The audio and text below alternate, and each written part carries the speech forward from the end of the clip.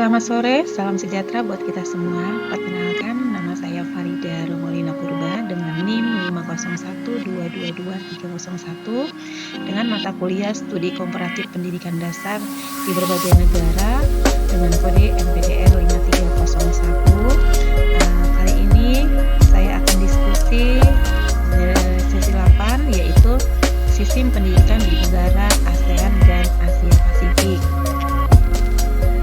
Adapun pokok bahasan diskusi yaitu 1. Persamaan implementasi pendidikan di ASEAN dan Asia Pasifik.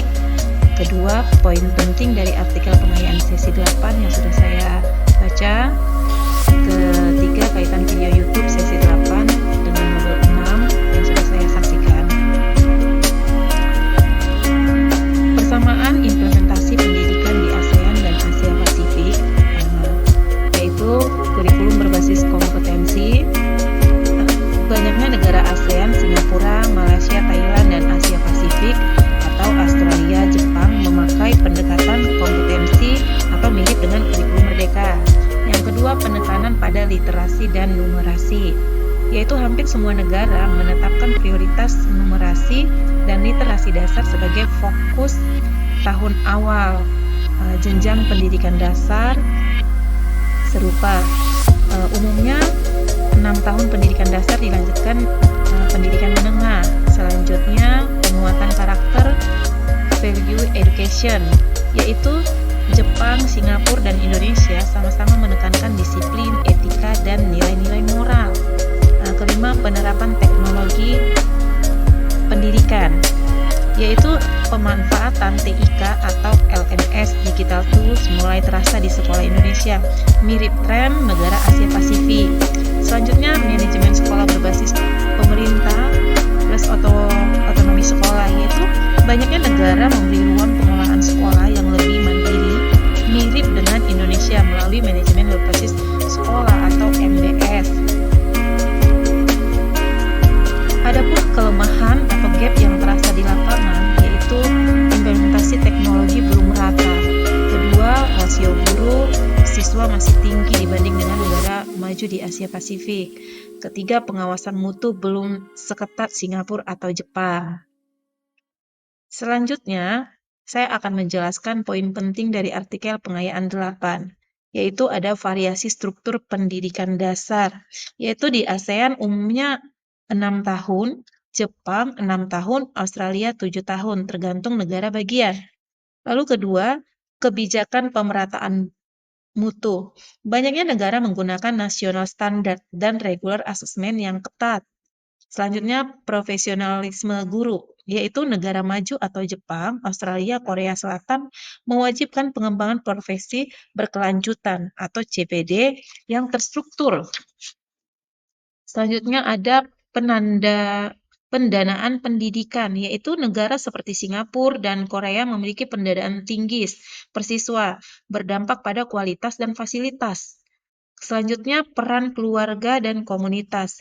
Ini sangat penting. Contohnya Jepang, Korea, dan Singapura memiliki sinergi kuat antara sekolah dan orang tua, sehingga mereka dapat bekerja sama menciptakan generasi-generasi yang berkualitas. Inti dari artikel ini adalah adanya persamaan konsep antara negara, tetapi perbedaan besar terletak pada konsistensi implementasi manajemen mutu dan investasi pendidikan. Selanjutnya,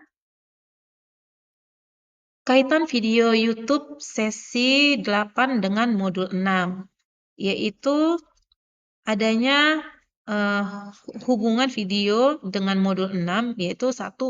Video menampilkan contoh praktik nyata di negara lain, yaitu di beberapa negara, sedangkan modul 6 membahas analisis teoritis dan struktur sistemnya.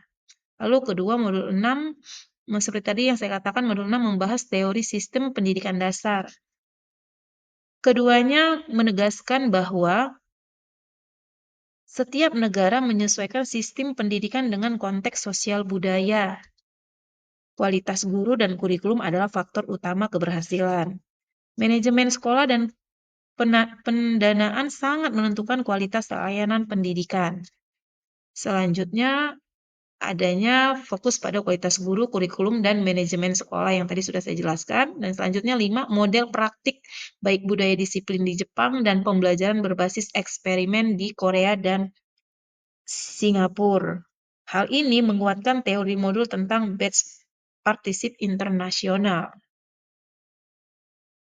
Oke, selanjutnya ada refleksi untuk sekolah tempat saya mengajar. Yang saya kutip adalah banyaknya kebijakan sekolah yang sejalan dengan negara ASEAN atau Asia Pasifik, itu dengan kurikulum berbasis kompetensi, penguatan karakter, dan digitalisasi pembelajaran. Namun masih perlu penguatan seperti pelatihan guru berkelanjutan, pemerataan sarana TIK, dan monitoring mutu yang konsisten. Pembelajaran dari negara lain dapat menjadi inspirasi peningkatan mutu di sekolah masing-masing. Selanjutnya ada kesimpulan. Kesimpulan yang dapat saya ambil dari diskusi 8 ini adalah sistem pendidikan ASEAN dan Asia Pasifik memiliki banyak persamaan dengan Indonesia. Perbedaan terletak pada kualitas implementasi dan konsistensi kebijakan. Praktik baik negara lain dapat menjadi inspirasi peningkatan mutu sekolah. Peningkatan SDM atau sumber daya manusia, guru, dan manajemen mutu adalah kunci keberhasilan. Sekian diskusi dari saya. Terima kasih.